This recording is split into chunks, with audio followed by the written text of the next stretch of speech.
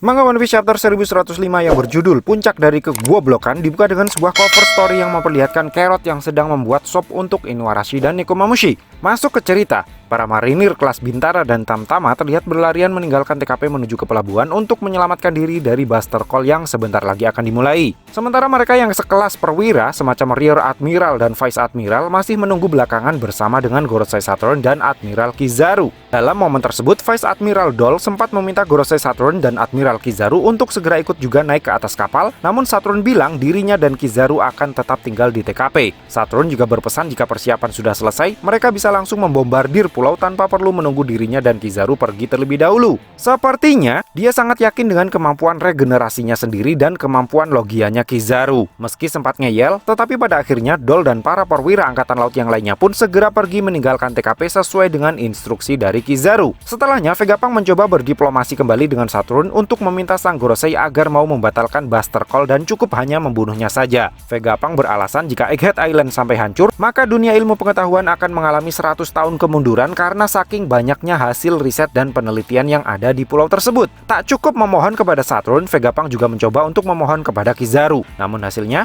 nihil. Saturn tetap kekeh menjalankan Buster Call karena dia yakin masih ada rahasia lain lagi yang Vegapunk sembunyikan di pulau tersebut. Sehingga Saturn lebih memilih kemunduran iptek dan etik daripada kekuasaannya terancam. Di sini Saturn juga bilang kalau dia sudah tidak butuh lagi terobosan teknologinya Vegapunk. Jadi mungkinkah ini berarti kalau Rob Lucci atau Kaku sudah menemukan charger Mother Flame? Kan salah satu tujuan CP0 dikirim ke Egghead Island selain untuk menghabisi Vegapunk adalah untuk menemukan chargernya Mother Flame. Atau ini adalah cara Ichiro Odasan untuk membuat Mother Flame tidak akan pernah digunakan lagi dalam pertempuran karena chargernya kini sudah tidak ada. Teknologinya akan hancur bersama dengan Egghead Island. Who knows lah. Nah, Gorosei Saturn kemudian memberitahu Vegapunk jika dia sudah mengirim kapal perang untuk menghancurkan kapal pengungsi yang beberapa waktu sebelumnya telah meninggalkan Egghead Island. Saturn berkeyakinan pasti ada salah satu dari pengungsi di kapal tersebut yang tahu tentang rahasia Void Century. Sehingga sama halnya dengan apa yang sudah dia lakukan terhadap Ohara, Saturn juga tidak ingin ada satu orang pun dari Egghead Island yang berhasil selamat. Menurutnya, kematian mereka semua itu adalah wajib hukumnya. Dan itu semua terjadi karena dosanya Vegapunk yang sudah membawa-bawa mereka ke dalam proyek penelitian yang terlarang. Nah, pada saat yang sama di pelabuhan, para pasifista diperintahkan untuk tetap standby pada posisinya, sedangkan para marinir dihimbau untuk segera naik ke atas kapal karena kapal perang angkatan laut sudah mulai mempersiapkan Buster Call. Sementara di area tengah pulau, Sanji menyuruh Atlas yang membawa Kuma dan Franky yang menggendong Bonnie untuk segera naik ke laboratorium atas dengan menggunakan vakum roket memanfaatkan peluang yang sudah Vegapunk ciptakan. Sanji sendiri memutuskan untuk kembali ke TKP guna menyelamatkan sang profesor.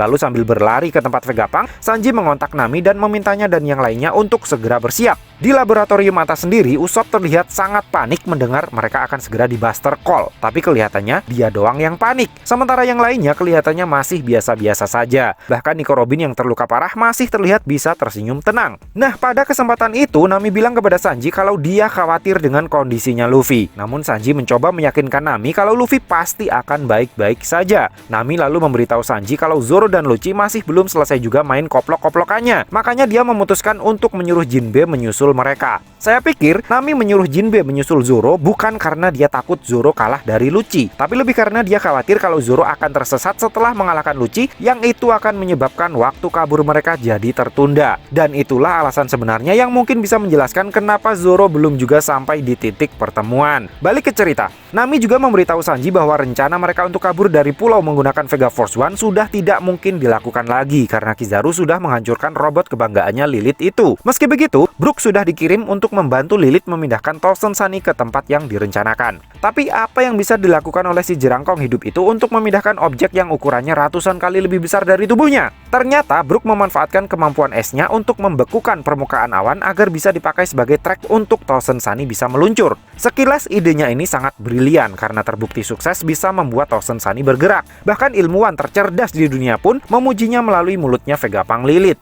Namun setelah sadar kalau Brook tidak punya gambaran tentang bagaimana cara makanya menghentikan hilirisasi Sunny, Lilith jadi benar-benar marah dan panik membayangkan kapal yang mereka berdua naiki akan terbang bebas meluncur dari atas awan dan menabrak Frontier Dome. Di waktu yang sama, kapal-kapal perang angkatan laut terlihat sudah mulai membombardir seisi pulau meskipun belum semua marinir berhasil masuk ke atas kapal. Tidak hanya itu, para pasifista juga terlihat mulai menembaki seisi pulau menggunakan laser beam dari telapak tangan mereka. Melihat gedung-gedung di depannya ambruk dan hancur satu persatu, Vegapunk hanya bisa terduduk lemas tidak berdaya. Sementara itu, perjalanan ngebut ke laboratorium atas dengan menaiki kereta Wus yang membuat Franky sempat terlihat begitu takjub, terpaksa keluar dari jalur gara-gara Kizaru memotong jalur vakum roket menggunakan pedang cahayanya. Sanji yang melihat vakum roket terjun bebas, langsung bergegas beralih misi dari menyelamatkan Vegapunk jadi menyelamatkan Jewelry Bonnie lagi. Di sisi lain, Gorosei Saturn yang memerintahkan para pasifista untuk menembaki Kuma dan Bonnie terlihat sangat menikmati akan betapa ironisnya nasib Bonnie yang sebentar lagi akan mati di tangan kloningan ayahnya sendiri. Kalau dalam bahasa Jerman, istilahnya disebut Schadenfreude, yang artinya bersenang-senang di atas penderitaan orang lain.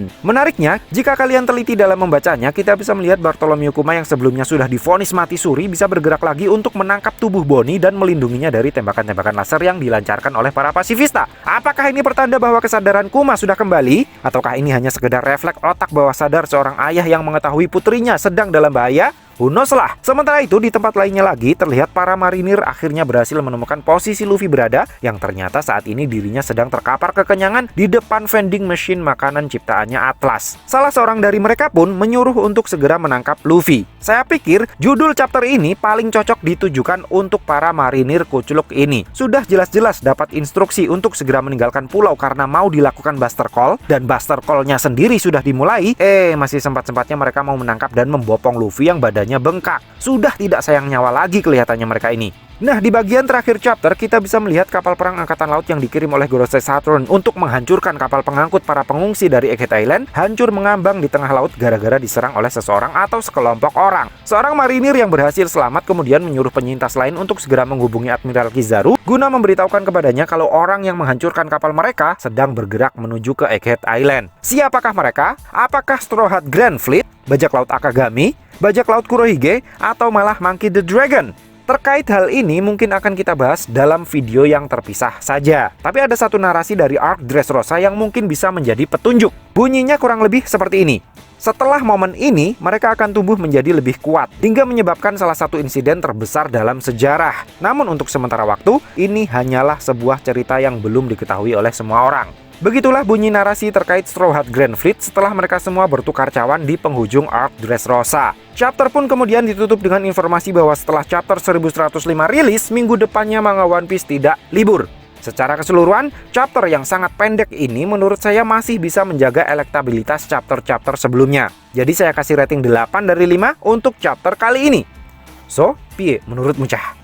Terima kasih sudah mampir ke channel kami. Jangan lupa like, share, dan subscribe jika menurut kalian video-video kami cukup menarik untuk ditonton. Sampai ketemu lagi dalam video kami yang berikutnya, and matur nuwun.